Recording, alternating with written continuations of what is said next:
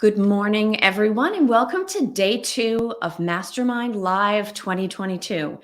Hopefully that opening video has everybody in the right frame of mind because we're halfway through the event, but we still have a lot of work to do, and we have a lot of great sessions and speakers that are going to be joining us today. If you're new to Art of Procurement events, my name is Kelly Barner. I am the head of content and brand partnerships here at Art of Procurement. And as we go through the day, I'll be joined by my colleagues, Philip Ideson and Helen McKenzie, as well as a whole array of speakers. Now, 10x the impact of procurement has been our focus for the last few weeks at Art of Procurement. We're going to be focusing on it through the rest of the year and into next, but it's really something that we're concentrating on here in these 2 days. So we've set ambitious goals for ourselves, and part of that is around what it means to 10x. We're not talking about small, safe, incremental changes. We're talking about changing the trajectory of our profession and making exponential differences in terms of the impact that we make in the companies that we support. So yesterday, we had the opportunity to hear from a number of different speakers, and we heard some great 10x ideas. One theme that came up in almost every single session is this idea of wanting to transform, changing what talent can do, digitally transforming, leveraging information and insight, but at the same time, understanding that procurement has responsibilities for keeping the lights on in our business. And that creates a challenge, but it's one that we're certainly up to. Some of the other thoughts that we heard, interestingly, we heard from Radhika. She's a CFO, and she talked about the power of procurement done right. And if we can get a CFO to come on one of our events and talk about the power of procurement done right, we know we're already at the beginning stages of that journey to 10x. Now, based on that, I actually have a challenge that I want to issue today. As you watch these sessions, you know at Art of Procurement, we always call for things to be interactive. We call for you to be engaged. So if you have questions for any of our speakers as we go through the day, if you have an opinion or some insight that you'd like to share, go ahead and type it into the comment box below this video. But the real challenge that I want to issue is for you to be listening for 10x ideas. There are great nuggets of pragmatic, inspirational vision that are going to be coming out of all of these sessions. Catch them as they go by and put those down in that comment box as well. We'll be pausing as we go through these sessions, and we'll be pulling people's thoughts and comments right up onto the screen so that everyone can see what they are and so that our speakers have an opportunity to respond to them. So keep an ear out for that. Now, before we start today's session, I would be remiss if I didn't pause to thank all of our partners and sponsors for helping make this event possible. Most specifically, Mastermind Live 2022 is supported by our platinum sponsor, Globality, as well as our gold sponsors, Oro and SpendHQ. You have an opportunity to learn more about all of those organizations and how they can help you 10x your impact by visiting the exhibition center and their booths in there at some point during today's sessions. Now, keeping in mind that as soon as we end today, you will have access to view all of the sessions on demand immediately, today's as well as yesterday's. If you have any friends out there that you suspect may not have registered, shoot them a quick email with the registration link. As long as they sign up before the end of today's sessions, they also will be able to access all of those sessions on demand. All right, so then without further delay, I would like to welcome in 2 guests for the very first session, day 2. I'm going to be joined by Jamie Warren, a director at SpendHQ, and Brenton Walton, vice president at Angusta.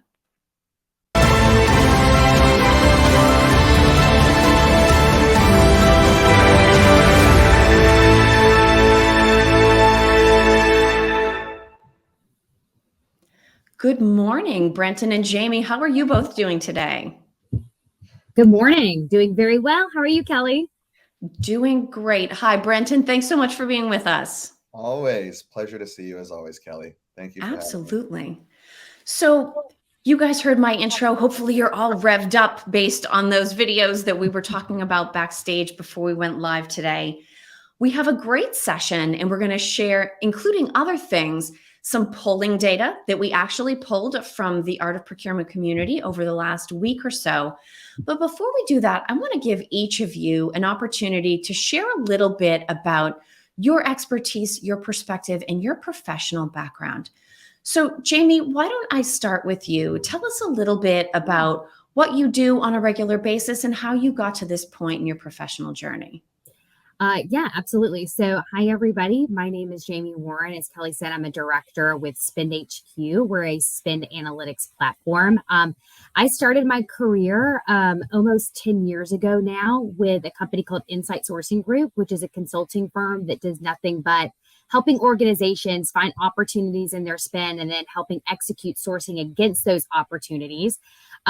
Through that experience, I found a real passion around the data piece of this. And we'll dive into a little bit more around that today.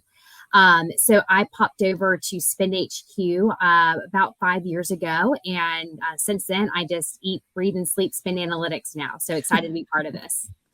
Excellent. Well, I think you're in good company. I think there's a lot of people, I'll say on stage, backstage, and also watching from the audience that are very happy to geek out on spend analysis anytime. And Brenton, you were joking backstage before we went live today that you and I have literally known each other forever, which is true. So I have to say we both look pretty good for having known each other forever. But tell us a little bit about your background and your day-to-day. Yeah, well, first off, it's funny. I think the three of us have such a loud personality for, the booming procurement, and something we were just joking about. It seems like procurement has like a new blood source. It's so much more life and energy with all that we're solving right now and what's going on. Again, I think this is, I was very excited for today based on who I'm joining with. So yeah, my name is Brenton Walton. I'm our VP of sales for Angusta. I've been in the procurement landscape for about 12 years now. Primarily with one of the procurement event companies, helping to really understand all the different procure tech solutions that are out there. There's a lot of tools that offer 50 different things, but might only really be good at a couple things, and helping practitioners to pick out and design their S2P workflow. And then, of course, I was head of sales and head of marketing at one of the S2P suites as well, prior to coming to Angusta about 1.5 years ago, where I now lead sales for the US. So frankly, I spend most of my time with partners like Jamie at SpendHQ and our ecosystem that we have, trying to understand how we can help drive, what is procurement performance management, and how can we bring value by showing what procurement does to the business. So thank you for having me today. Absolutely. And to your point about what procurement does, it will hopefully come as no surprise to this audience that what procurement delivers is far more than savings. So that's actually where we're going to start today. And Jamie, I'm going to open with you. Let's talk through some of the things that procurement is delivering and has the opportunity to deliver that go far beyond the traditional sort of savings metric for our performance. Yeah, it's been an interesting couple of years for procurement. If you'd asked me this question, 5 years ago, I would have said that, hey, procurement's measured on savings. Now that we have lived through a global pandemic, we've seen, hey, we just need to, have no links or shortage in our supply chain. So we just need to be able to get the goods and services just to keep our business afloat. So we've seen a lot of that. More recently, what we're seeing a little bit more of, though, is, hey, procurement's being tasked with things like diversity tracking. Not only tracking diversity, but maintaining and really forming and developing an entire diversity program initiative within organizations. And that in and of itself is a full-time job, but that's also being put on procurement's plate as part of their kind of day-to-day, responsibilities. The other thing that we're seeing with procurement as well here recently too is, you've seen sustainability initiatives. A lot of procurement organizations are also tasked with things like risk initiatives. So understanding their risk profile per supplier. We've, traditionally seen that a lot within financial services. We're seeing that a little bit more and more with other industries as well, as just being able to maintain that risk profile on their supply base. Those are all kind of external, metrics that procurement now is owning. Some other things that we're seeing kind of more internally as procurement's taking a look inside of themselves and saying, hey, how can we really grow our influence, is they're mapping out kind of what we consider an influence roadmap. So procurement's also looking in themselves and saying, hey, if I look at my entire spend profile today, I only really influence maybe half of my addressable categories or whatever that might be. We have more fish to fry here. We have more capacity to be able to, get access to more of this spend. And so what we're seeing a lot of people do is kind of track that procurement influence as well internally across that organization. So those are just some other things that I would maybe kind of throw into the mix there. Yeah. I love that idea of an influence roadmap. That might be sort of our first 10X idea to come out of today's sessions, because it definitely transcends the way that procurement has looked at our role in the past. And I'm inspired by the fact that I will agree with you. We have absolutely been asked to step up over the last few years, but we're not just stepping up. You mentioned we're responding to all of these external demands on us, but then we're also looking internally to say, okay, but I know I have a little bit more. That's a great example of sort of that 10X spirit that we're looking to not only call out and help people identify, but sort of focus on the targets like diversity and sustainability that we've worked towards, but maybe not always been able to demonstrate as much impact on as we would have liked to in the past. Yeah, absolutely. And I'm happy to expand on the influence roadmap too, if you like me to, or we can circle back at a later time. Absolutely. And I'm sure that the audience will have questions, so we will absolutely come back to the influence roadmap. Brenton, let me pull you in here. You had talked about the work that you and your team do to track procurement's impact. And it's tricky because whether it's savings, right? We're always looking at that bottom line. We're looking, okay, show me where on the P&L, right? And I mentioned in my opening, we had that wonderful CFO yesterday who was saying, the power of procurement done right.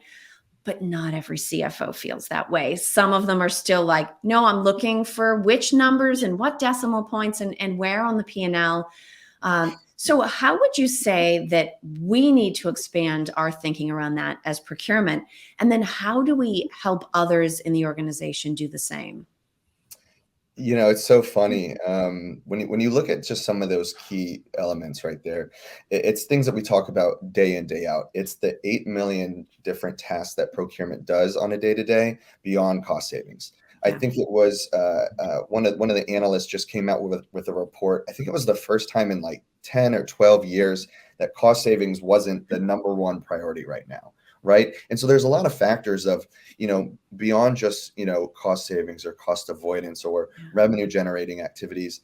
It's really about having a control tower, a hub to say, what is procurement working on? What are all the tasks that needs to be completed? And then kind of the workflows and approval processes behind that to, frankly, focus on the customer, focus on your internal customer. How do we align with finance? How do we align with, that marketing stakeholder who makes 50 requests per year? How do they have visibility and transparency to look at that we can start really focusing on the maturity of the procurement function rather than, again, going back to old school purchasing and being so reactive. One of the things I love, just going to a couple of conferences lately, we all like to talk about digital transformation and all these big tools. And you know what? You'd be shocked at, all the way to the Fortune 50, people are still walking down the hall with an Excel spreadsheet, right? and it's kind of a funny facet of life that, there's a lot of ways you can look at this, but the important part is finding, a procurement partner. And the earlier that you can start showing the value that you bring, and even, when you're brought into a sourcing engagement, where your internal client already kind of down selected the vendors and started to look at negotiating terms, and you're getting brought in at the last, well, what kind of savings can you really drive behind those results? So now if you start having some data to back up those claims, and then again, having the spend data to say, hey, here's some potential opportunities for savings. Now you start, just like Jamie was saying, having a forecast, having more of a sourcing governance. What does your 3 to 5 year sourcing plan look like? And believe it or not, most organizations right now can't say that because we're being so reactive to inflation and to market terms. So those are some of the key drivers that we look at and we try to help organizations to, let's say, prioritize. Yeah. Well, and I think you're right. And it's so hard because that 3 to 5 year timeline, that sounds like a very wise thing to have. But I'll just speak for myself. For the last few years, I feel like I've been living either 7 days or 30 days, or in some really bad cases, 1 hour at a time.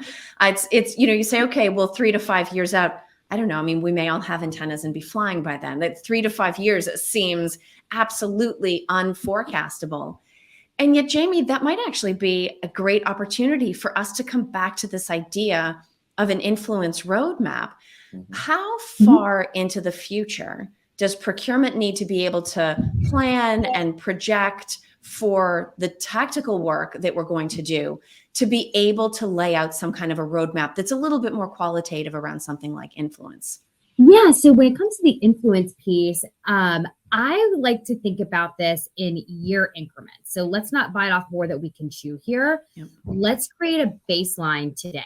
And, influence is such a tricky word because there are certain categories that procurement might have 100% influence over. So they have a category team there that owns it. They're making all the decisions. They're running it. They have the buy-in from the internal stakeholder. You have some categories that maybe you just have maybe a little bit of influence, right? So they bring procurement in sometimes, maybe not all the time, or maybe they're just coming to procurement and saying, hey, I have this contract. I just need your signature, which is always, fun. And then you have some that are just always going to give you the Heisman, right? Facilities, for example, they're running their own show over there. They don't need procurement to come in and do anything. So the way that we think about kind of developing a procurement influence roadmap is to look at all of your categories. And I guess that's step one is make sure that you have a category, a structured category tree. From there, go through and really map out and say, okay, and be honest, where do I have full control here? Where do I have maybe a little bit of influence? And where do I not have any influence? This is what it looks like today. And then let's think about how much savings we could potentially generate if we did have influence into some of those other categories. Use that number to tell the story. And it all goes back to data, right? So if you start targeting certain categories that you want to be able to influence in the next year, making sure that you have data that you can bring to those stakeholders, show me that you know me is what the stakeholder is going to ask. Yeah. So you have to make sure that you come to the table with some valuable insights to say, hey, I can actually help you with this. I can provide XYZ. We've done this XYZ times, whatever anecdote that might be, to gain influence over those categories. And I say kind of take it like a year over year timeline and really target and be strategic about those categories that you want to be able to influence next year. Yeah. That makes sense. It absolutely does make sense. And I think a year seems fair when we're trying to plan this out. And I do agree with you that the idea of influence means slightly different things to everybody. But I do think where it's empowering, and it's interesting for anybody that has heard Phil and I talk about the 10X mission or seen any of the writing that we've put out about it, we're not calling for procurement bringing 100% of spend under management. Right. We're talking about influencing 100% of spend. Right. And so that opens up the approaches that we can take. It allows us to take advantage of all of those different meanings associated with the idea of influence. Yeah. Brenton, you're nodding in agreement. Are you with me on that? I am, because, it goes so much into, what do you have left in your pipeline, and using your spend data, using your contract data, and not being so reactive to what does the rest of our year even look like. And when you look at, having transparency and actually using your data to benefit you to look at your planning purposes, not just on your direct spend where you might be a bit more clear on your direct, purchases and based on contract data, but even across indirect and other ways where, what do we have in order to hit our targets, right? If we're really trying to show the value that we're bringing in and beyond cost savings, well, the first element is, what drivers are we going to hit in order to actually achieve our targets? And if you don't have a clear on a monthly cadence of how are we going to achieve those targets, well, then you're really kind of throwing everything out the window and you're still going to be too reactive. Yeah. No, and it's interesting. And I can tell that this idea is connecting with the audience. We actually have a great question that I want to pull in here. And also this serves as a great reminder. As you're listening, share your thoughts, share your questions. I'll be keeping an eye on these and pulling them into the conversation. I want to give both of you an opportunity to comment on this, but Brenton, maybe let me start with you. So the question is, what outcomes of influence should we target? So basically, what evidence are we looking for that procurement has influence and is using it within a specific category? And we've got an acknowledgement here that it probably does differ from stakeholder to stakeholder, industry to industry, and category of spend to category of spend. What would you say to this, Brenton? There's a number of ways. The first thing that comes to my mind, a simple example is, IT software spend, right? So let's take a large volume spend that, of course, these are large project initiatives. You might have several that roll up into one program for the year where you want to be able to manage and monetize kind of like a control tower of that playbook, how you can, manage all those items to roll up to one benchmark, to one target. So when we look at how are you going to do this for this specific category, you need to manage it almost like a quarterback and think about it from, let's say, a large global COE perspective where you've got, 1,000 buyers around the world. You might have 500 sourcing professionals. Well, you should be able to drive in a few clicks exactly what each one of those individuals are doing to facilitate and manage each one of those simple elements that roll up to that IT spend. So for me, it really should focus on visibility and transparency for each one of those categories, not just in that example. Yeah, no, I think that's a great point. Jamie, what would you add to that around looking for evidence that procurement has had some type of influence on a specific category of spend? Yeah, the way that I think about this, and I think there's a few different ways we can measure this, but the first thing that popped into my mind was compliance. So, for example, if we take your IT example, Brenton, and IT might be a little bit difficult. We all have IT stakeholders, marketing, we have these categories that, but we'll take IT. Those are our special friends. We're special friends. Yeah. But let's take IT, for example. We know that we're making or that we have an influence over that when we know that the contracts that we put in place, that the business has brought us into to help facilitate are actually being used. And so that's really where needing to track compliance on an ongoing basis becomes really important. So, are we tracking, if we put a good deal in place with a supplier for, laptops or whatever it might be, do we have a way that we're tracking on an ongoing basis that all of our spend that's going into laptops is actually going to that preferred supplier, or is it all falling outside of it? If it's falling outside of it, either number one, we've lost that influence, or number two, we did a really poor job sourcing that category and understanding the business requirements, because obviously we're not using the right supplier. So that to me gives another perspective into what might be going on there. But I think that's a good way to maybe consider tracking your influence over those categories. Go ahead, Brenton. No, I was going to ask you, Jamie, because it flags a great point to, the relationship with preferred suppliers in that point, right? So, I'm interested in your take on the relationship then when it does fall off. How can that help support the claim for focusing on compliance? Yeah, so I think when an organization is thinking about a compliance program, we kind of think about it a couple different ways. And Kelly, this actually goes to the point that you said earlier that let's make it, let's normalize that procurement shouldn't have influence over all spend, or not all spend should be addressable or sourceable. So let's normalize that piece. So we think about kind of creating that compliance program. It's, hey, let's look at everything in our spend profile, right? So every single category that we have, including unaddressable. So intercompany transfers, taxes, charitable contributions, let's just put our eyes on it. From there, all right, we can bucket that out, right? So now we're just going to look at just our addressable spend, or another way to look at this is maybe like your sourceable spend. So here are all the categories out there that I could potentially source. But Kelly, to your point, there's going to be some categories out there that procurement really shouldn't have, an impact on. So I'll give you an example. We work with a large clothing manufacturer. And so in their spend, we see a lot of celebrity endorsement deals. They're never going to pull in procurement to, sign the contract with, these celebrities for these endorsement deals. Or if you're a large, there's a large auto retailer or auto rental company out there, they have an entire team that sources all their fleet. You could have a facilities team that's doing all of your energy spend. So let's kind of take that piece out of it. So you're looking at all of your sourceable categories, then you're taking out all the categories out there that really are not impactable for procurement, right? And so now we're finally getting down to the nitty gritty of like, okay, what could procurement influence today? And then we're going through and saying, okay, which are the ones where we have preferred suppliers in place? Let's go ahead and tag those preferred suppliers within our spend profile. Now we can see how much we've managed. More importantly, we can see how much we haven't managed as an organization.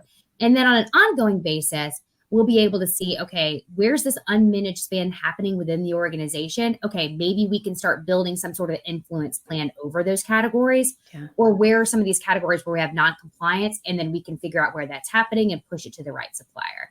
Is that kind of what you're, chatting or alluding to, Brenton? I was, yeah, because it falls in line too as well with diversity and certain subjects like sustainability, where large organizations might set out and say, let's have a $5 billion diversity target this year. Well, how in the world are we going to track that? How are we going to manage that? So when we look at our preferred suppliers, how many events or bids or negotiations are we doing this year where we're even inviting a diverse supplier?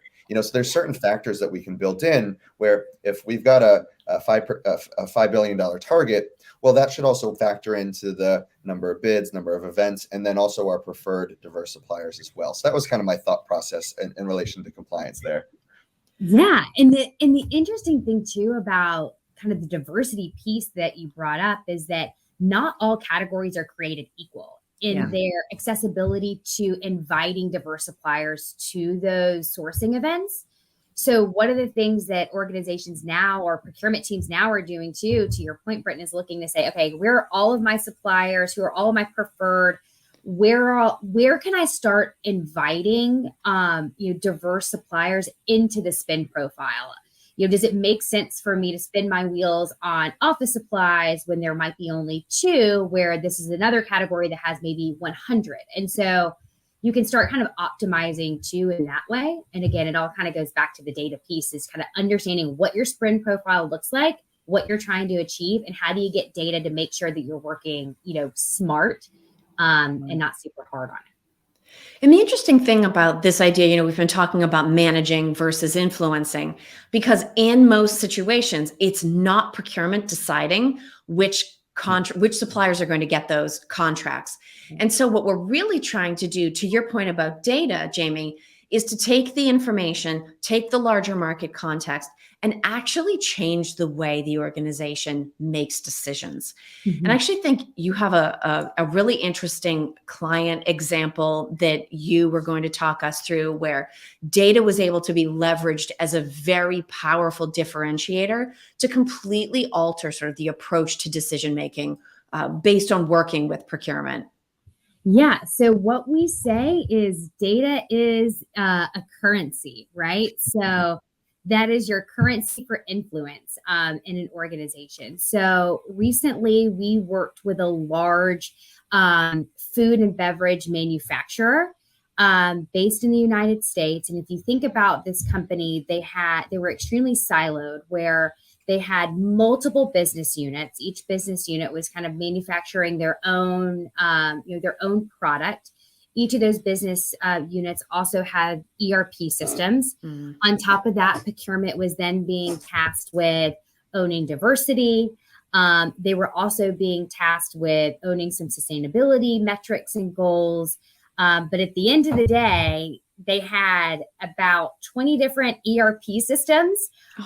They had some P-card spend. They had Concur spend, third-party bill processor spend, and they're just trying to get their arms and legs around, how can I even organize this into one kind of starting point to be able to really start building out category structures and tracking these things like diverse suppliers.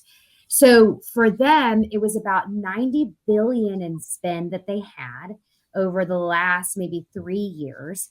This is not a commercial, but they came to us and we were able to, very quickly normalize their supplier names. It's interesting when you think about your suppliers today, what we find is that there's a lot of duplicate vendors in your supply base. That creates a lot of extra work on your team to create those suppliers, maintain, et cetera. For this particular client, it was about a 40% reduction that we saw in their suppliers just by deduplicating all their supplier names. We were then able to place that into a category structure. And what was nice about their business is that a lot of the business units were using like suppliers, but they had never been able to really fully leverage the power of the buying or leverage the buying power of each of these different business units in a coordinated effort across the entire organization. So we were able to help them get that visibility piece so they can do that leverage buy, but also in addition to that, we can now start enriching that data on a monthly basis to make sure that we're tracking things like their diverse suppliers. It is amazing. And I just want to pause here for a second, because I think this is the reality that procurement faces. We're talking rocket ships and 10X and the future and all that. But Brenton, you said earlier, yes, half of procurement is walking down the hall with an Excel spreadsheet.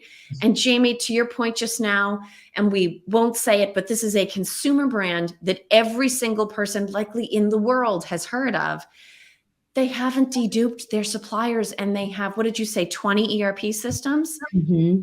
So it's a challenge because we're trying to get to this place where we're creating all of this value and we're influencing all this spend. And through initiatives like sustainability and like diversity, we are expanding the type of good that companies can do.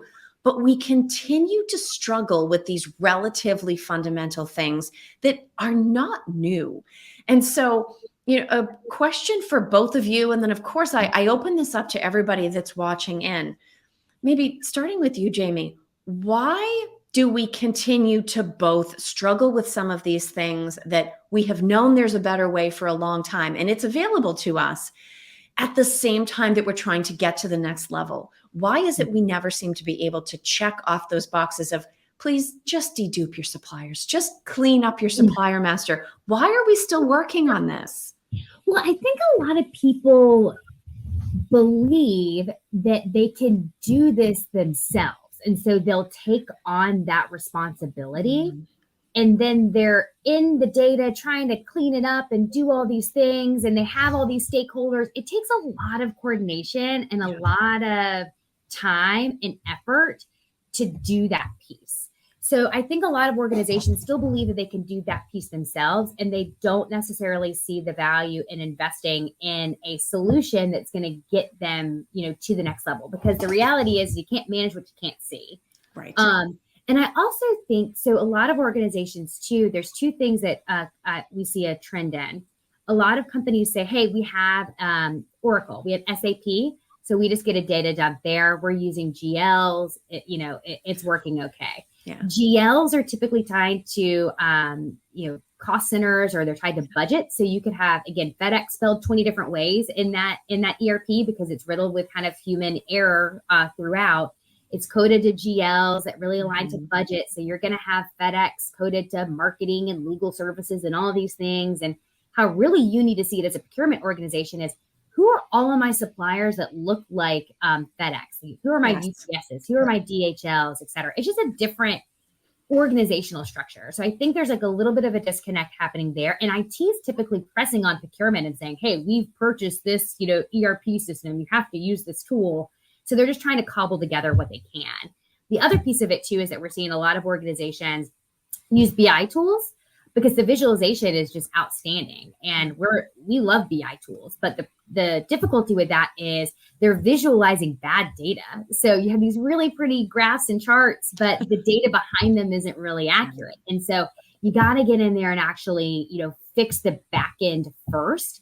Yeah. And I think a lot of procurement teams today, with the plethora of IT opportunities and technologies out there, their IT teams are now kind of pushing this onto procurement, and their IT teams don't really understand that procurement actually needs a different way of viewing data. We don't want to look at it in a financial way.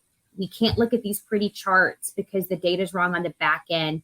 So I think there's some education that has to go on internally also within procurement to their IT teams and saying, hey, this is not something that we're equipped to do in-house, or this is not how we think about it.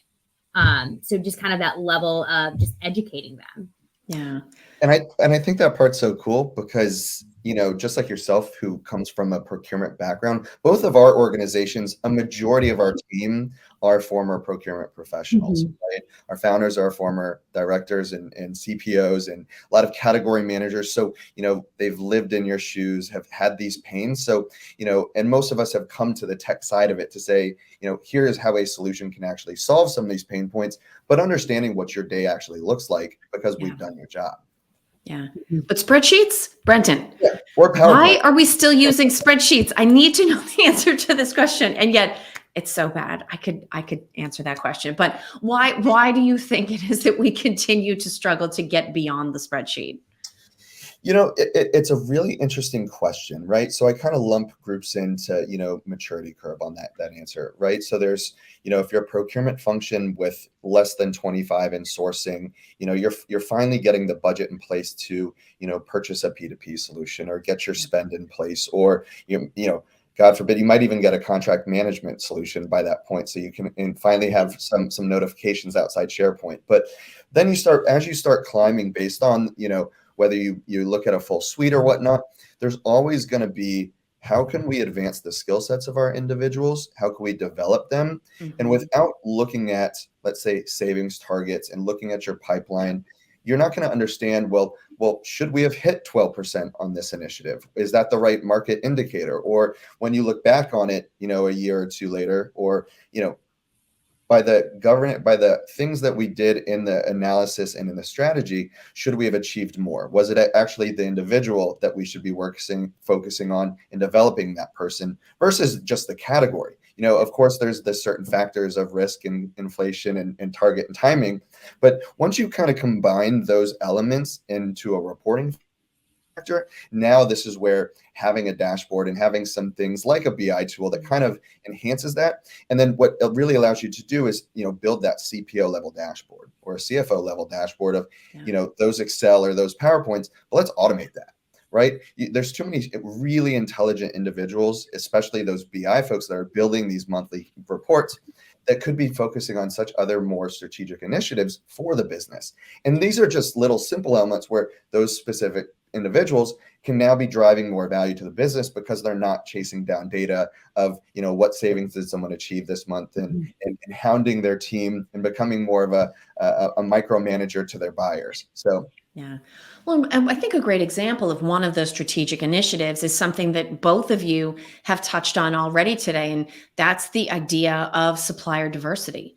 And so, we like to poll our audience. We like to know where everybody's thinking and current responsibilities are.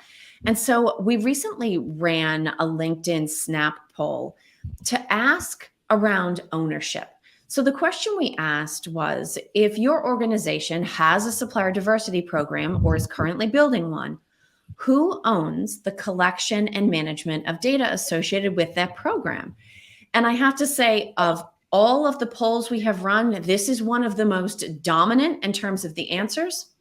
So we have an overwhelming 84% of respondents saying that procurement and or sourcing owns responsibility for supplier diversity, followed truthfully by 8% where there's no formal or centralized owner. And then I think some of the trends that we see starting to emerge over the last couple of years, we have the ESG team coming in at 5%, and we have the DEI office coming in at 3%. But this is an example of a value-driven but data-powered initiative where procurement, it sounds like, has a lot of ownership. So Jamie, let me get your initial response to not only the results of this poll here, but how this should factor into procurement's thinking around use of spend and measuring and demonstrating the influence that we have within the organization. Yeah, I mean, I would love to see these bottom two, like ESG and DEI, start migrating to the right here and taking a little bit off of procurement and sourcing's plate. Because the reality is, I mean, you see it in the news all the time. These organizations are making commitments to having certain percentage of their spend. That commitment is falling on procurement. So not only is it just it's a internal thing that we're tracking, but now it's also being reported out to the street as well. So it's really important for procurement teams to get this right. In the past, most organizations were collecting this data really just through supplier onboarding. So so it would just be a one-time kind of collection of that data, and then there was no upkeep of that. So you would have maybe somebody that was a diverse supplier 3 years ago, maybe they're not a diverse supplier now, but your data no longer reflects that. And then also there's where are we housing this information, right? So how do we easily, get access to it so that we can report this up to the street or whomever? So what we're seeing now is more organizations have a formal program in place where they're leveraging an outside party that actually owns that type of tagging for them. We're seeing that most organizations today are really looking at tier 1 diversity reporting, so women-owned, veteran-owned, minority-owned, et cetera. But as they get more comfortable with that type of tagging, we're now getting into more of that tier 2. We're seeing that a little bit more on the street as well. So again, this doesn't surprise me based on the conversations that I've had, but I'd love to see these metrics move a little bit over the next couple of years.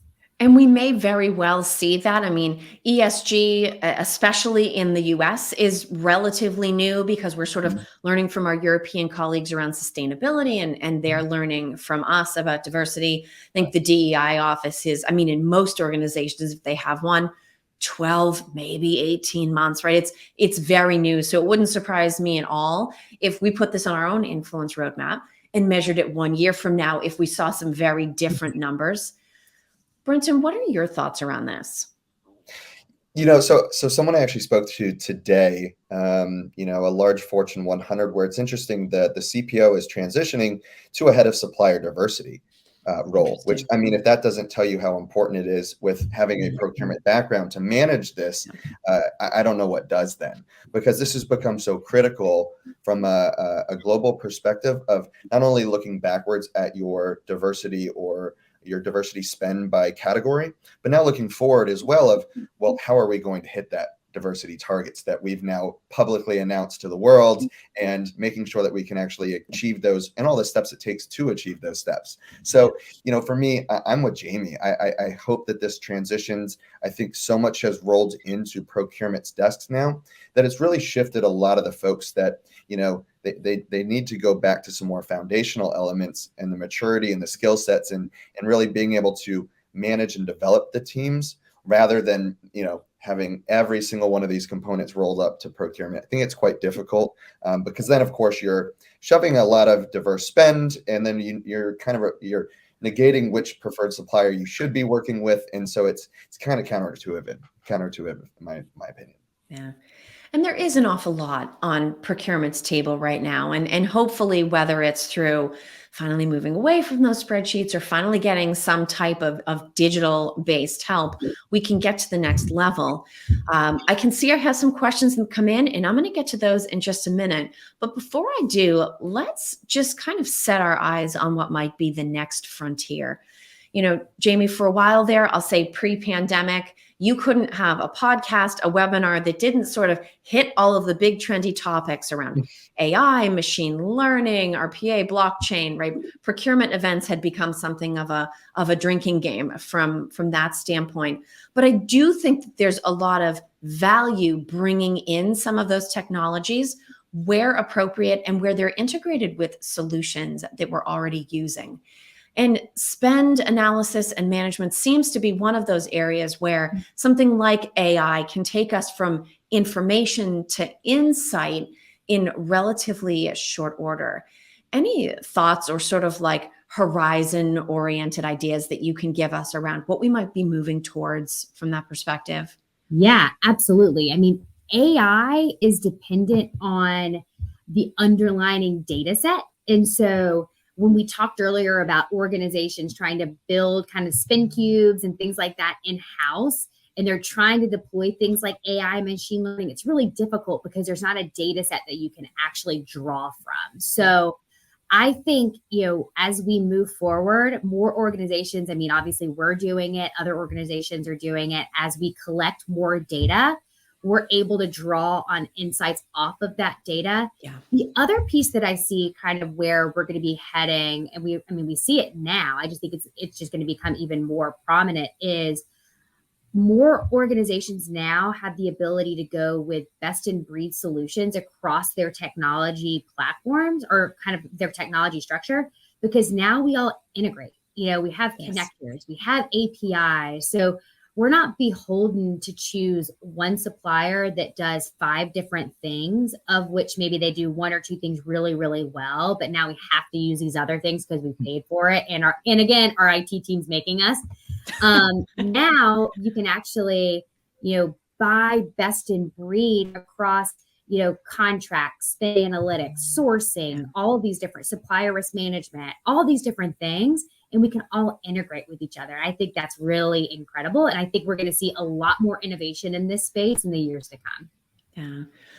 Brenton, to get your thoughts around this, one of the topics that came up yesterday, and I think has been fairly prevalent within procurement for a while, is this idea of the user or customer experience.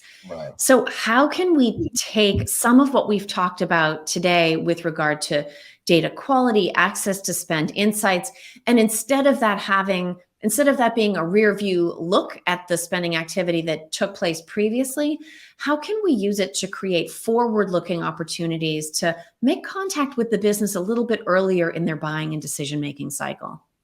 Yeah, it's a great question. And frankly, that is 100% why my organization and Jamie's organization have just joined forces. I mean, when you look at, the AI and what SpendHQ offers, a really good spend analytics solution should be able to actually inform you, hey, here's a potential opportunity. Here's some weighted value of this spend, heavy gainers, and here's some losers. Well, now once it does the job of some of those individuals, now it can actually push into a per Angusta where it says, hey, let's take a look at this. Maybe this is a real opportunity for our savings initiatives. And now we can actually, review that, assign it, maybe push it aside. Maybe it is not high priority, but this is where you can kind of put some weight behind it, where now you can actually reach out to your internal stakeholders. You can have that relationship to say, hey, how is this relationship with this supplier? This contract's coming up for renewal. Here's what we are thinking from the procurement side of the house. That's what's going to drive this relationship, where you're not just no longer, hey, we'd like to let this contract go to auto renewal. Everything's fine. Everything's peachy. Because of course, this is not where you're going to drive the relationship, where you can be proactive. And that's the big thing I think we want to drive. Just start. You got to start somewhere. And I think when you look at, where Jamie and I come from, there's a lot of solutions out there that have a big ecosystem. I mean, the amount of integrations we have, we're kind of a glue for the source to contract world. I would also say, again, going back to true procurement experience, where we've lived in your shoes, to sit there and say, let's look at your processes today. Let's kind of help you to identify those gaps, work with you, and see if the solution makes sense. Frankly, if it's not ours, we come from the space where we'll kind of direct you to what solution will, right? Yeah. It's, I think just like we've known each other forever, there's so many friends in the space that I think we kind of want the best for procurement. And I think that kind of resonates by our company values, to be honest. Yeah. So we've covered a lot of ground and we have a couple of minutes left. And I actually see a question here that I think is the perfect place to wrap. So we've talked about spend insight. We've talked about influence roadmaps. We've talked about value-oriented initiatives like supplier diversity and sustainability. We've peeked into the future, looking at things like AI and the potential that offers us. But we also want to be pragmatic. And so understanding the reality of where most teams are today, they do need to run and maybe check in some wins and before they start to deliver those next level results. How can we make sure that our first few walking steps are solid enough so that we can get up to running speed as quickly as possible? Jamie, let me go to you first. I said it earlier and I'll say it again. You can't manage what you can't see. So you can't build a strategic procurement organization if you don't know where you're spending. So step one is make sure that you have a clean, accurate spend cube. Know where your money is being spent and know where it's being spent within the organization. From there, take a look to say, hey, have I sourced some of these categories? If so, let's go ahead and, put a preferred tag on those. Let's track that on an ongoing basis, make sure spend's going to the right supplier. But then let's tackle these unmanaged categories. And then we can kind of continue to evaluate from there. That's really step one. There's tons of other things, obviously, to optimize, but step one is get the data, get the data, get the data. Excellent. And Brenton, then I'll come to you for a quick final word before we wrap people up. Yeah, it's funny going back to when I was at one of the larger suites, and then of course helping practitioners pick out tool. Even then, I would tell you, without the spend data, you're kind of driving blind. So it's always been the starting point, no matter what solution you offer. But the big thing too is whether you're almost every organization is very lean right now, right? There's organizations that might have 45 in procurement. They should have 70. So when it really comes down to how are we going to actually track and manage all those initiatives? How are we going to make sure we're actually prioritizing? That's what we focus on. And that's kind of the relationship of us with SpendHQ that I think drives kind of a home run to be a starting point. And then based on the ecosystem and the partnerships, then you can actually grow with us as a partner. And I think that's kind of the driver for us as a value add. Excellent. Well, Brenton and Jamie, I can't thank you both enough for your time. We could have clearly kept talking way longer, and I have more questions here. I want to thank you both for being with us. And for everybody that's watching in, you're going to be heading over to, staying where you are, to join Helen McKenzie with Sammy Rashed and Tade Kazi as they go into talking about procurement's very own innovator's dilemma, adapt or die. So thank you both so much for being here, and everybody watching, hang in, the next session is about to begin.